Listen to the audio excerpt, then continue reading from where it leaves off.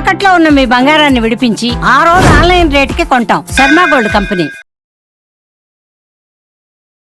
నమస్కారం ఉమా గారు. నమస్తే అమ్మా. ఫిబ్రవరి 26 రోజు మీరు చేసే కార్యక్రమంలో కనుక ఎస్పెషల్లీ మకర రాశి వారు కనుక పాల్గొంటే వారికి విద్యాపరంగా ఉద్యోగపరంగా ఎలాంటి కర్మనైతే ఎదుర్కొంటున్నారో దానికి తగ్గట్టుగా పరిష్కారం అనేది దొరుకుతుందంటారా గురుగారు?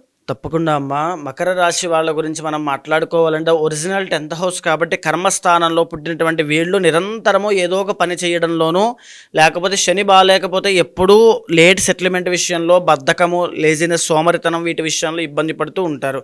శని బాగుంటే కనుక ఎక్సలెంట్గా వీళ్ళ యొక్క ప్రతిభ ఇవన్నీ కూడా రాణించగలిగే అవకాశాలు చాలా ఎక్కువ ఉంటాయి.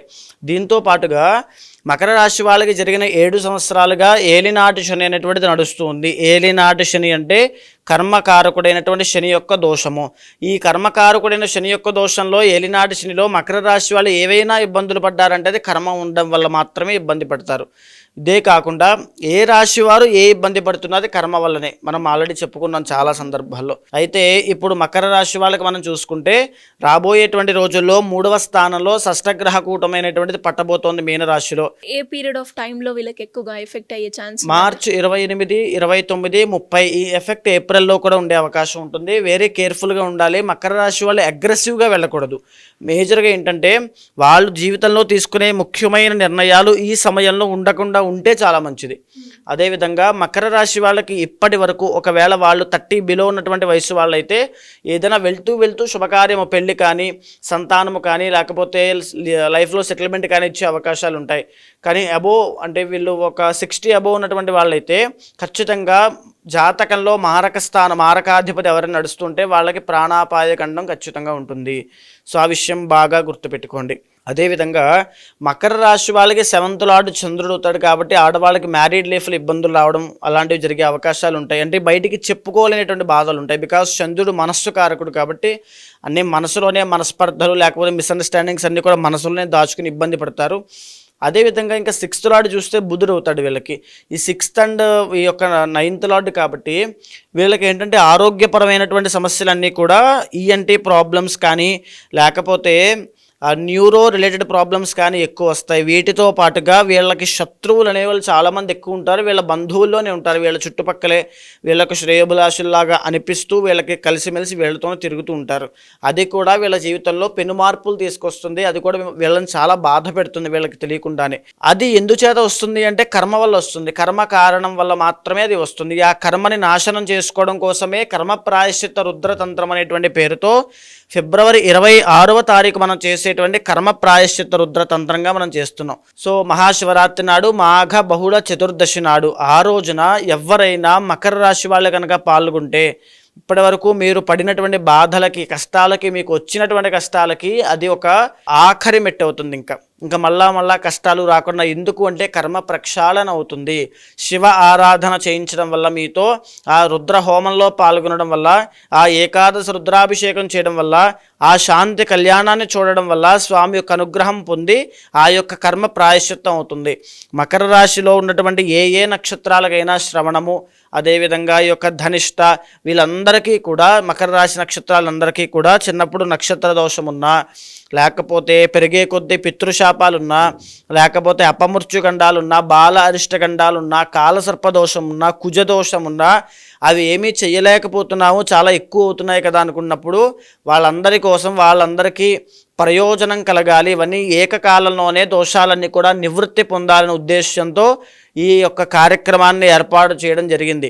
ఖచ్చితంగా రండి. మీకు ఏ సమస్య ఉన్నా ఈ కార్యక్రమంలో పాల్గొంటే ఖచ్చితంగా సమస్యలన్నీ తొలగిపోతాయి. మీకు ఆరోగ్య సమస్య ఉంది అనుకోండి, అది కీళ్ళవాతానికి సంబంధించిన ఏదైనా ఏ సమస్య అయినా సరే ఈ యొక్క కార్యక్రమంలో పాల్గొనండి. ఆరోగ్య సమస్యలు తీరిపోతాయి. ఉదాహరణకి మీకు వివాహం కావడం లేదు, ఎంతో కాలం ప్రయత్నం చేసి సెకండ్ మ్యారేజ్ అయినా సరే, చాలామంది విమెన్కి ఈ యొక్క మకర రాశిలో ఉన్న వాళ్ళకి సెకండ్ మ్యారేజ్ యోగం ఉంటుంది. వాళ్ళైనా సెకండ్ మ్యారేజ్ చేస్తూ మాకు ప్రయత్నం చేస్తున్నాం, మాకు ఇంకా కుదరట్లేదు అనుకుంటే ఈ కర్మ ప్రాయశ్చిత రుద్ర తంత్రంలో పాల్గొనండి. ఖచ్చితంగా దానికి పరిష్కారం అది కనబడుతుంది. అదే ఇస్తుంది ఖచ్చితంగా. ఇక మూడవది, సంతానం మాకు కలగడం లేదు, ఎన్నో మాకు దోషాలు ఉన్నాయి, మిస్క్యారీ అయిపోతుంది, దృష్టి ప్రభావం చాలా తీవ్రంగా ఉంది మా మీద అనుకుంటే ఆ ప్రభావాలన్నీ కూడా కర్మ ప్రాయశ్చిత్త రుద్ర తంత్రంలో పాల్గొంటే అవన్నీ పోతాయి. ఇక నాలుగవది, ఏదో ఒక శుభకార్యం పెట్టుకున్నామండి కానీ అది ఎందుకో ఆగిపోతుంది, ఇంట్లో నెగిటివ్ ఎనర్జీ ఉంది, వాళ్ళకి ఆరోగ్యం బాగోట్లేదు, వీళ్ళకి ఆరోగ్యం బాగోట్లేదు, మాకు ఏం జరుగుతుందో అర్థం కాకుండా ఒక డైలమా ఫేజ్లో ఉంటారు బికాజ్ ఆఫ్ కేతు ఎఫెక్ట్ అది. సో వాళ్ళకైనా సరే ఈ యొక్క కర్మ ప్రాయశ్చిత్త రుద్ర తంత్రంలో పాల్గొనండి, శీఘ్ర ఫలితాలు మీకు కనబడతాయి. ముఖ్యంగా ఈ యొక్క మకర రాశి వాళ్ళు తీసుకుంటే 3rd and 12th లార్డ్ అయినటువంటి గురుబలం అనేటువంటిది జాతకంలో వీళ్ళకి సహజంగానే ఉండదు. దీనివల్ల ఏంటంటే డీపాపులర్ అవుతారు, డీఫేమ్ అవుతారు, అనుకోని తగాదాల్లో వీరికి ప్రమేయం లేకుండా ఇరుక్కుంటారు, లేకపోతే డబ్బు అనేది నిలబడదు, విపరీతమైన ఖర్చు అవుతుంది, లోన్స్కి ఈఎంఐస్కి వాటికి కట్టుకోవడమే సరిపోతుంది. అదేవిధంగా 12వ స్థానంలో గురుడు కాబట్టి విదేశీ యోగాలు, వీళ్ళకి మకర రాశి వాళ్ళకు ఉన్న అద్భుతమైన యోగం విదేశీ యోగం అండి. వీళ్ళు ఖచ్చితంగా విదేశాలు వెళ్ళేటువంటి యోగం ఉంటుంది. వెళ్ళిన తరువాత కలిసి వస్తుందా లేదా అని ఇంటర్నల్ జాతకం ద్వారా ఆధారపడి ఉంటుంది. మీ అబ్బాయిలు కానీ అమ్మాయి కానీ విదేశాల్లో ఉద్యోగం కానీ చేస్తూ వాళ్ళకి సరిపోవట్లేదు, ప్రమోషన్ రావట్లేదు, లేదా ఉద్యోగమే రావట్లేదు, పార్ట్ టైం చేస్తున్నారు, ఈ రకమైన సమస్యతో మీరు ఉన్నారంటే ఖచ్చితంగా కర్మ ప్రాయశ్చిత్త రుద్రతంత్రంలో పాల్గొనండి. ఎవ్వరు ఈ కార్యక్రమంలో పాల్గొన్నా విదేశీ యోగానికి సంబంధించిన ఇబ్బందులన్నీ తొలగిపోతాయి. వీటితో పాటుగా ఈ యొక్క మకర రాశి వాళ్ళకి అష్టమాధిపతి రవి అవుతాడు.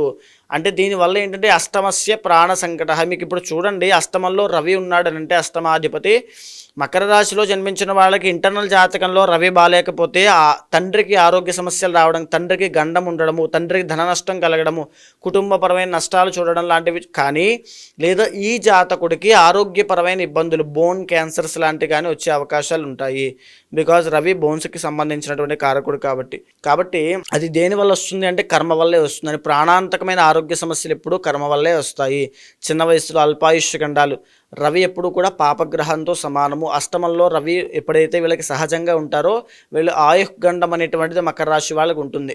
అండ్ ఇంకొక సమస్య మకర రాశి వాళ్ళ గురించి మనం చెప్పాలంటే వీళ్ళు ఎప్పుడూ ఏదో ఒక పని చేస్తూనే ఉంటారు. పాపం బానిసలా కష్టపడడం తప్ప వీళ్ళకి వచ్చేటువంటి ఫలితాలు చాలా తక్కువ ఉంటాయి, అది వాళ్ళకి తెలుస్తుంది.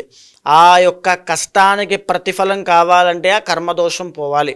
అది పోయిన తర్వాత ఖచ్చితంగా మీరు పడిన కష్టానికి ఆ ఫలితాలన్నీ చూస్తారు. సో ఏదైనా సరే మీకు ఈ సమస్య, ఈ యొక్క నేను కష్టపడుతున్నాను కానీ నాకు రిజల్ట్స్ రావడం లేదు అనేటువంటి సమస్య ఏమున్నా ఖచ్చితంగా కర్మ ప్రాయశ్చిత్త రుద్రతంత్రమే ఏకైక మార్గము.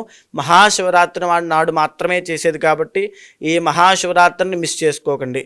గురుగారు, జాతకరీత్యా కావచ్చు, లేదు కర్మ వల్ల వారు ఎదుర్కొన్న సమస్యలకి పరిష్కారం చేసుకోవాలి. మీరు అన్నట్టుగానే February 26th రోజు ఎవరైనా కూడా ఆఫ్లైన్లో కావచ్చు, ఆన్లైన్లో కావచ్చు, మీరు చేసే కార్యక్రమంలో పాల్గొనాలి అంటే ఎలా ఉంటుంది గురుగారు? తప్పకుండా అండి, మీకు కింద కనిపించేటువంటి నెంబర్కి కాల్ చేస్తే మీకు మా వాళ్ళు పూర్తి వివరాలు ఇస్తారమ్మా.